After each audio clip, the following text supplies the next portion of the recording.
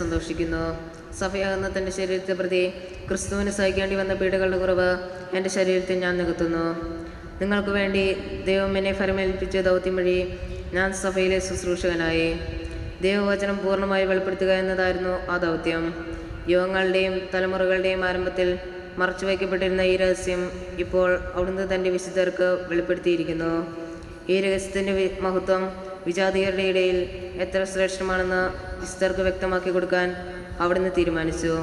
ഈ രഹസ്യമാകട്ടെ മഹത്വത്തെക്കുറിച്ചുള്ള പ്രത്യാശയായ ക്രിസ്തു നിങ്ങളിലുണ്ട് എന്ന് തന്നെ. അവനെയാണ് ഞങ്ങൾ പ്രഖ്യാപിക്കുന്നത്. എല്ലാ മനുഷ്യരെയും ക്രിസ്തുവിൽ പക്വത പ്രവചകരാകാൻ വേണ്ടി ഞങ്ങൾ എല്ലാവർക്കും മുന്നറിയിപ്പ് നൽകുകയും എല്ലാവരെയും സർവജ്ഞാനവും പഠിപ്പിക്കുകയും ചെയ്യുന്നു. ഈ ലക്ഷ്യം പ്രാപിക്കുന്നതിന് വേണ്ടി അത്രേ അവൻ എന്നിൽ നിന്ന് ശക്തിയായി ഉണർത്തുന്ന ശക്തി കൊണ്ട് ഞാൻ കഠിനമായി അധ്വാനിക്കുന്നത്. നമ്മുടെ കർത്താവായ യേശുവിനെ സ്തുതി.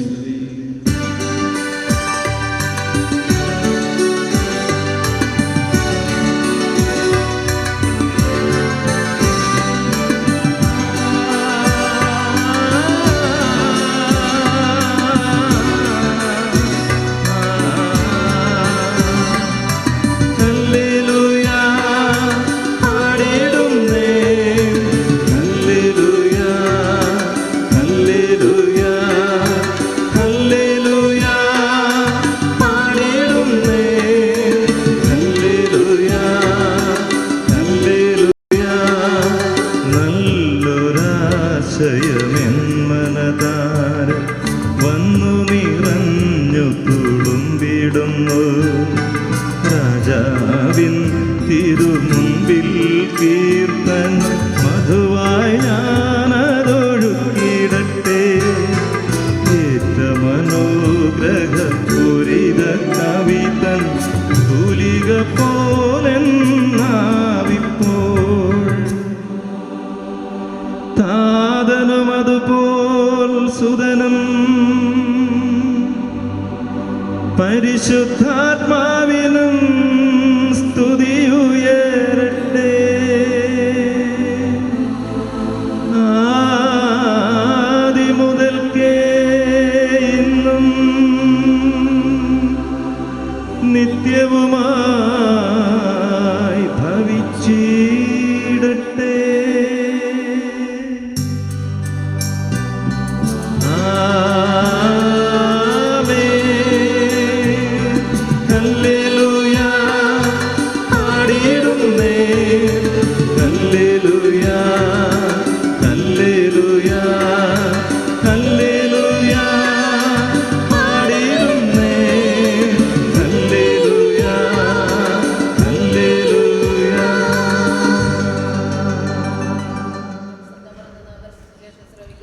സമാധാനം നിങ്ങളോടുകൂടെ. അങ്ങയോടും അങ്ങയുടെ ആത്മാവോടും കൂടെ. വിശുദ്ധ യോഹന്നാൻ അറിയിച്ച നമ്മുടെ കർത്താവ് ഈശോ മിശിഹായുടെ പരിശുദ്ധ സുവിശേഷം. നമ്മുടെ കർത്താവായ മിശിഹായ്ക്ക് സ്തുതി. അധ്യായം 6 തിരുവചനങ്ങൾ 51 മുതൽ 59 വരെ. സ്വർഗത്തിൽ നിന്നിറങ്ങിയ ജീവനുള്ള അപ്പം ഞാനാകുന്നു. ആരെങ്കിലും ഈ അപ്പത്തിൽ നിന്ന് ഭക്ഷിച്ചാൽ അവൻ എന്നേക്കും ജീവിക്കും. ലോകത്തിൻ്റെ ജീവന് വേണ്ടി ഞാൻ നൽകുന്ന അപ്പം എൻ്റെ ശരീരമാകുന്നു.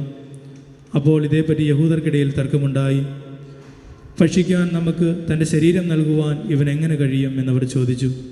ഈശോ പറഞ്ഞു, സത്യം സത്യമായി ഞാൻ നിങ്ങളോട് പറയുന്നു, നിങ്ങൾ മനുഷ്യപുത്രൻ്റെ ശരീരം ഭക്ഷിക്കുകയും അവൻ്റെ രക്തം പാനം ചെയ്യുകയും ചെയ്യുന്നില്ലെങ്കിൽ നിങ്ങളിൽ ജീവനുണ്ടായിരിക്കുകയില്ല. എൻ്റെ ശരീരം ഭക്ഷിക്കുകയും എൻ്റെ രക്തം പാനം ചെയ്യുകയും ചെയ്യുന്നവനിൽ നിത്യജീവനുണ്ട്. അവസാന ദിവസം ഞാൻ അവനെ ഉയർപ്പിക്കും. എന്തെന്നാൽ എൻ്റെ ശരീരം യഥാർത്ഥ ഭക്ഷണവും പാനീയവുമാകുന്നു. എൻ്റെ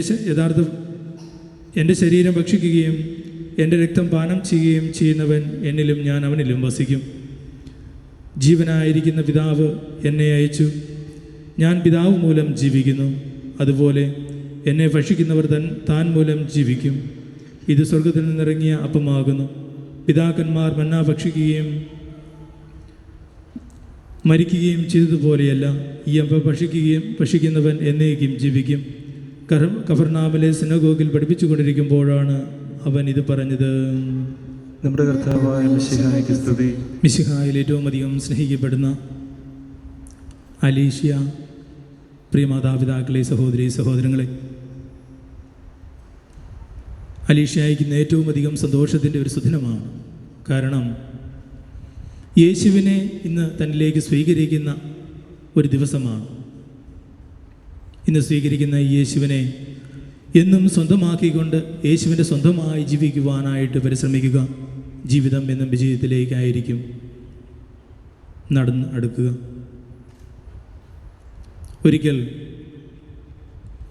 വനാന്തരത്തിൽ ഒരു സന്യാസി ജീവിച്ചിരുന്നു. നമുക്കറിയാം, പഴയ കാലങ്ങളിൽ ഗുരുകുല വിദ്യാഭ്യാസമൊക്കെ വളരെ പ്രബലമായിരുന്നൊരു കാലഘട്ടമാണ്, പ്രത്യേകിച്ച് ഭാരതത്തിൽ. ഒരു ദിവസം വൈകുന്നേരം ഗുരുവും തൻ്റെ ശിഷ്യന്മാരും കൂടെ കുളിക്കുവാനായി അടുത്തുള്ള ഒരു പുഴയിലേക്ക് പോയി. പുഴയിൽ കുളിച്ചുകൊണ്ടിരിക്കുമ്പോൾ പുഴയിൽ കൂടി ഒരു തേളൊഴുകി വരുന്നതായിട്ട് ഗുരു ഇവരുടെ ശ്രദ്ധയിൽപ്പെട്ടു. തേളൊഴുകി വന്നപ്പോൾ ശിഷ്യന്മാർ ഇരുവശത്തേക്കുമായി മാറി നിന്നു. എന്നാൽ ഗുരുവാകട്ടെ തൻ്റെ 2 കരങ്ങളും ഉപയോഗിച്ച് ആ തേളിനെ കോരിയെടുത്തു. നമുക്കറിയാം എന്ത് സംഭവിക്കുമെന്ന്. തേളിനെ എടുത്തു കഴിഞ്ഞിട്ടുണ്ടെങ്കിൽ അത് കടിക്കും. ഗുരു തേളിനെ കോരിയെടുത്തപ്പോൾ ഗുരുവിൻ്റെ കയ്യിൽ തേള് കടിച്ചു. ഗുരു കൈ കുടഞ്ഞു. വീണ്ടും തേള് വെള്ളത്തിലേക്ക് തന്നെ വീണ്ടു. വീണ്ടും അദ്ദേഹം തേളിനെ കോരിയെടുക്കുവാൻ പരിശ്രമിച്ചു. അപ്പോഴും തേള് അദ്ദേഹത്തെ കടിച്ചു. അദ്ദേഹം കൈ കുടഞ്ഞു. വീണ്ടും വെള്ളത്തിലേക്ക് തന്നെ തേള് വീണു. ഇങ്ങനെ പല പ്രാവശ്യം ആവർത്തിച്ച ശേഷം ഗുരു ആ തേളിനെ രക്ഷപ്പെടുത്തി. അവർ കുളിയൊക്കെ കഴിഞ്ഞു തിരികെ അവരുടെ ആശ്രമത്തിലേക്ക് നീങ്ങുകയാണ്. യാത്രാമധ്യേ ഒരു ശിഷ്യൻ ഗുരുവിനോട് ചോദിച്ചു, ഗുരു, തേൾ കുത്തുമെന്നുള്ള കാര്യം അങ്ങേക്കറിയാം, പിന്നെ എന്തുകൊണ്ടാണ് അങ്ങ് ആ തേളിനെ രക്ഷിക്കുവാൻ ശ്രമിച്ചത്? അപ്പോൾ ഗുരു പറഞ്ഞ മറുപടി വളരെ ശ്രദ്ധേയമാണ്. തേൾ അതിൻ്റെ സ്വഭാവം കാണിച്ചു, ഞാൻ എൻ്റെയും. തേൾ അതിൻ്റെ സ്വഭാവം കാണിച്ചു, ഞാൻ എൻ്റെയും. സ്നേഹമുള്ളവരെ, ഇന്ന് ഈ കൊച്ചുകുട്ടിയോട്, യേശുവിനെ സ്വീകരിക്കുന്ന ഈ കൊച്ചുകുട്ടിയോട് പറയുവാനുള്ള ഒരു ചെറിയ ഉപദേശം ഇത് മാത്രമാണ്. ഇന്ന് യേശുവിനെ നാം സ്വീകരിക്കുമ്പോൾ നമ്മുടെ എല്ലാമായി യേശുനാഥൻ നമ്മളിലേക്ക് കടന്നു വരികയാണ്.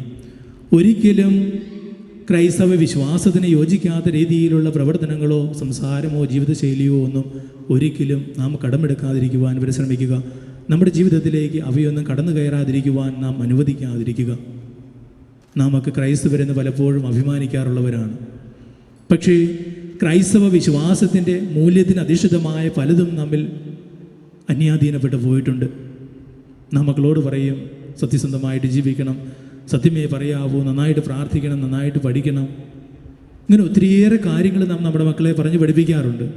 പക്ഷേ നമ്മുടെയൊക്കെ ജീവിതത്തിൽ ഇത് കണ്ടില്ല എന്നുണ്ടെങ്കിൽ ഒരിക്കലും നമ്മുടെ വിശ്വാസത്തെ പിന്തുടരുവാൻ, യഥാർത്ഥ ക്രൈസ്തവ വിശ്വാസം പിന്തുടരുവാൻ നമ്മുടെ മക്കൾക്കാവില്ല. അതുകൊണ്ട് ഇന്ന് യേശു നമ്മോടൊപ്പമായിരിക്കുമ്പോൾ ആ യേശുവിനെ സ്വീകരിച്ച് യേശുവിന് വേണ്ടി ജീവിക്കുവാൻ നാം പരിശ്രമിക്കുക. നാം യേശുവിന് വേണ്ടി ജീവിക്കുമ്പോൾ കുടുംബത്തിനും കൂട്ടുകാർക്കും അതുപോലെ തന്നെ നമ്മുടെ എല്ലാവർക്കും നാം എല്ലാമായി തീരും. ഒരുപക്ഷേ ജീവിതത്തിൽ വേദനകളും ദുഃഖങ്ങളും ഒക്കെ നമുക്ക് സഹിക്കേണ്ടി വന്നേക്കാം, പരാജയങ്ങൾ നേരിടേണ്ടി വന്നേക്കാം. അപ്പോഴൊക്കെ യേശുനാഥൻ നമ്മോടൊപ്പം ഉണ്ട് എങ്കിൽ, പരിശുദ്ധ അമ്മയുടെ മാധ്യസ്ഥം നമ്മോടൊപ്പം ഉണ്ട് എങ്കിൽ തീർച്ചയായും നമ്മുടെ ആ കുറവുകളും പരിമിതികളുമൊക്കെ എന്നും നമ്മെ വിജയത്തിലേക്ക് മാത്രമേ നയിക്കുകയുള്ളൂ. ജീവിതത്തിൽ എന്തെങ്കിലും പ്രതീക്ഷകൾ നഷ്ടപ്പെടുന്ന, പ്രത്യാശ നഷ്ടപ്പെടുന്ന അവസരങ്ങൾ ഉണ്ടാകുമ്പോൾ അവിടെയൊക്കെ പ്രത്യാശ കണ്ടെത്തുവാൻ, അവിടെയൊക്കെ നമ്മെ സഹായിക്കുവാൻ നമ്മുടെ അമ്മ ഈശോ എന്നും നമ്മോടൊപ്പം ഉണ്ടാവും. അതുകൊണ്ട് ആത്മാർത്ഥമായിട്ട് പ്രാർത്ഥിക്കുക. ഇന്ന് നമ്മിലേക്ക് വരുന്ന ഈ യേശുവിനെ ആത്മാർത്ഥതയോട് സ്വീകരിച്ചുകൊണ്ട് ആ യേശുവിന് വേണ്ടി ജീവിക്കുവാനായിട്ട് നമ്മൾ പരിശ്രമിക്കുക. അപ്പോൾ നമ്മുടെ ജീവിതം തീർച്ചയായും ഒരു വിജയമായി തീരും എന്നുള്ളത് തീർച്ചയാണ്. അതിനുവേണ്ടി നമുക്കും ഈ കൊച്ചു സഹോദരിക്ക് വേണ്ടി നമുക്ക് പ്രത്യേകമായിട്ട് ദിവ്യബലിയിൽ പ്രാർത്ഥിക്കാം. രൂപാന്തരപ്പെടുകയും നിന്റെ മഹത്വം കൊണ്ട് ഭീതി കൊണ്ട് വത്സല ശിഷ്യന്മാരെ ധൈര്യപ്പെടുത്തുകയും ചെയ്ത കർത്താവെ, ദിവസത്തിൽ മഹത്വപൂർണ്ണ നീ പ്രത്യക്ഷപ്പെടുമ്പോൾ ആനന്ദത്തോടെ നിന്നെ എതിരേൽക്കുവാൻ ഞങ്ങളെ യോഗ്യരാക്കണമെന്ന് നിന്നോട് ഞങ്ങൾ അപേക്ഷിക്കുന്നു. കർത്താവേ, ഞങ്ങളുടെ പ്രാർത്ഥന കേൾക്കണമേ.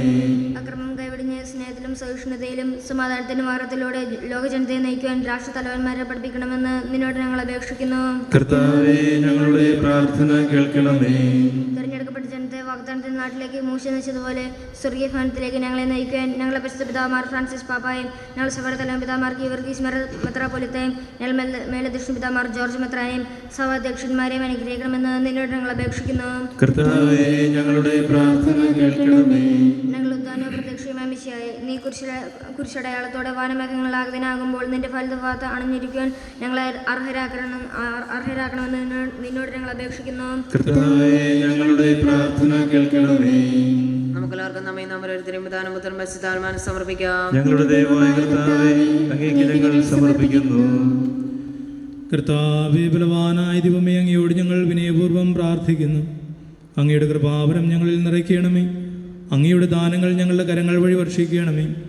അങ്ങയുടെ കൃപയും അനുഗ്രഹവും അങ്ങ് കാരുണ്യാതിരകത്താൽ തിരഞ്ഞെടുത്ത അങ്ങയുടെ അജഗണമായ ജനം മുഴുവൻ്റെയും കടങ്ങളുടെ പ്രതിക്കും പാപങ്ങളുടെ മോചനത്തിനും കാരണമാകട്ടെ. പിതാവും പുത്രനും പരിശുദ്ധാത്മാവുമായി സർവേശ്വര എന്നേക്കും. ആമേൻ. കർത്താവേ, ആശീർവദിക്കണമേ. സഹോദരൻ, ഞങ്ങൾ കൈപ്പിനാത്തലവനിക്കുകയും ആശീർവാദം സ്വീകരിക്കുകയും ചെയ്യുവിൻ. ഞങ്ങളുടെ കർത്താവായ ദൈവമേ, സാർവത്രികവും ശ്ലൈഹികവുമായ സഭയുടെ മേൽ അങ്ങയുടെ കരുണ നിറഞ്ഞ വലം കൈ നീട്ടണമേ. ദൃശ്യവും അദൃശ്യവുമായ സകല വിപത്തുകളിൽ നിന്ന് തന്നെ സംരക്ഷിക്കണമേ. ഭക്തിയോടും ശ്രദ്ധയോടും വിശുദ്ധിയോടും കൂടെ അങ്ങയുടെ തിരുമുമ്പാകെ നിൽക്കുവാൻ ശുശ്രൂഷ ചെയ്യുവാൻ ഞങ്ങളെല്ലാവരെയും അനുഗ്രഹിക്കണമേ. കർത്താവ്, കരുണാന്തിയായ ദൈവമേ, ഞങ്ങളെല്ലാവരും നേർന്ന് അങ്ങേ ഞങ്ങളുമായി രമതപ്പെടുത്തുന്ന നീതിയുടെ പ്രവൃത്തികളാൽ ജീവിതകാലം മുഴുവൻ അങ്ങേ യഥോചിതം പ്രീതിപ്പെടുത്തുവാൻ ഞങ്ങളെ അനുഗ്രഹിക്കണമേ. അങ്ങേക്ക് സ്തുതിയും ബഹുമാനവും കൃതജ്ഞതയും ആരാധനയും നിരന്തരം സമർപ്പിക്കുവാൻ ഞങ്ങളെ യോഗ്യരാക്കുകയും ചെയ്യണമേ. പിതാവും പുത്രനും പരിശുദ്ധാത്മാവുമായി സർവേശ്വര എന്നേക്കും. ആമേൻ. സകലത്തിൻ്റെ നാഥനായ ദൈവം തന്റെ കൃപാസമൃദ്ധം കർത്താവിൽ ഞാൻ ദൃഢമായി ശരണപ്പെട്ടു.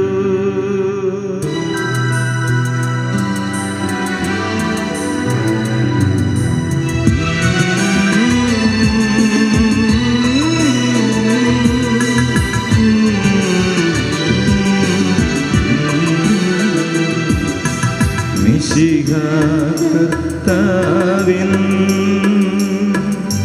തിരുമേൽ നിലവുമിതാ പാവന ബലിപീഠേ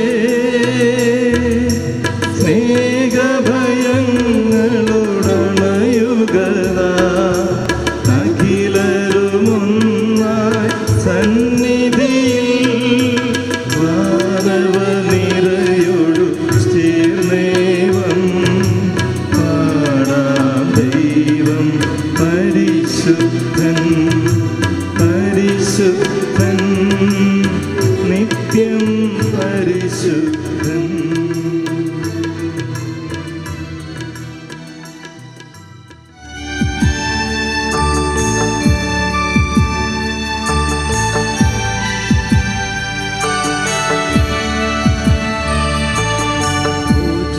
പൂജ്യമായിടും നിന്റെ നാമത്തിൽ നാഥരായി ഞങ്ങളർപ്പിക്കും സ്തോത്രവും സ്തുതി കീർത്തനങ്ങളും ഇന്നുമേ എപ്പോഴും എന്നേക്കും.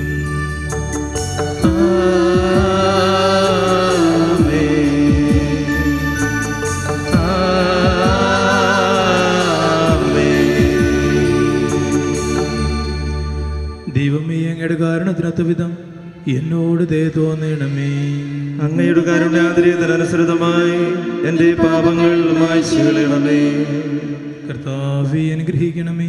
ഞങ്ങളുടെ കർത്താവായ ദൈവമേ, ഞങ്ങൾ അയോഗ്യരാകുന്നു, ഞങ്ങൾ തീർത്തും അയോഗ്യരാകുന്നു. എങ്കിലും സുദൃഢവും പരിശുദ്ധവും ജീവദായകവും ദൈവികവുമായ രഹസ്യങ്ങളിലേക്ക് അങ്ങയുടെ കാരുണ്യം ഞങ്ങളെ അടുപ്പിക്കുന്നു. ദൈവമേ, ഞങ്ങളുടെ ദാസരുടെ പാപങ്ങളും അപരാധങ്ങളും കാരണപൂർവ്വം ക്ഷമിക്കണമേ. മഹോന്നതമായ അങ്ങേ സ്വർഗരാജ്യത്തിൽ സകല വിശുദ്ധരോടും സ്തുതിക്കുവാൻ ഞങ്ങളെ അതിരങ്ങളെ പൗത്രീകരിക്കുകയും ചെയ്യണമേ.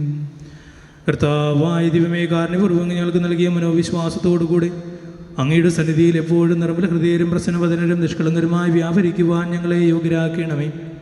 ഞങ്ങളെല്ലാവരും നേർന്ന് അങ്ങേ വിളിച്ച പ്രകാരം അപേക്ഷിക്കുന്നു. സ്വർഗസ്ഥനായ ഞങ്ങളുടെ പിതാവേ, അങ്ങയുടെ നാമം പൂജിതമാകണമേ, അങ്ങയുടെ രാജ്യം വരണമേ, അങ്ങയുടെ തിരുമനസ്സ് സ്വർഗ്ഗത്തിലെ പോലെ ഭൂമിയിലുമാകണമേ. ഞങ്ങൾക്ക് ആവശ്യമായ